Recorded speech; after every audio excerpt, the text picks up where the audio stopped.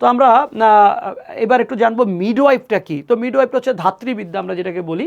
তো এখানে গর্ভাবস্থায় প্রসবকালীন যত্ন, 3 ধরনের কেয়ার রয়েছে। একটা হচ্ছে অ্যান্টিন্যাটাল কেয়ার, অর্থাৎ ডেলিভারির আগের যে কেয়ারটা আমরা দেই ডেলিভারি হওয়ার ঠিক আগ পর্যন্ত, গর্ভধারণ থেকে শুরু করে ডেলিভারির আগ পর্যন্ত কেয়ারটা হচ্ছে অ্যান্টিন্যাটাল কেয়ার।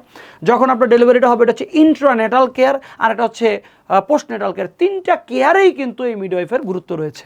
এবং এখানে দেখেন মা শিশুর স্বাস্থ্য, মা এবং শিশুর স্বাস্থ্য যদি আপনি সুনিশ্চিত করতে চান, একজন দক্ষ মিডওয়াইফের কিন্তু খুব গুরুত্ব রয়েছে। কারণ আমরা এখনও বিভিন্ন হসপিটালে বিভিন্ন ধরনের গ্রাম্য সেট আপে আমরা দেখি যে অদক্ষ, যে আনস্কিল বার্থ অ্যাটেন্ডেন্ট দিয়ে ডেলিভারি করার ফলে মা এবং শিশুর কি মৃত্যু ঝুঁকিতে পড়ে গেছে। সো এই মিডওয়াইফ কোর্সটাও কিন্তু খুবই ইম্পর্ট্যান্ট একটা কোর্স।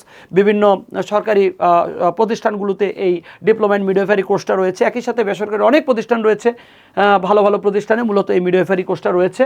তো একজন মিডওয়াইফারির কাজ হচ্ছে মূলত গর্ভকালীন যে সেবা, প্রসবকালীন সেবা, মা এবং শিশুর স্বাস্থ্য সুনিশ্চিত করার পুরাটা মূলত একজন মিডওয়াইফ দেখেন। উনি কাউন্সেলিং সেবা দেন, উনি অ্যান্টিন্যাটাল কেয়ার দেন, পোস্টন্যাটাল কেয়ার দেন এবং মা এবং শিশুর জীবন বাঁচাতে কিন্তু সাহায্য করেন। তো আমাদের একটা জিনিস মাথায় রাখতে হবে,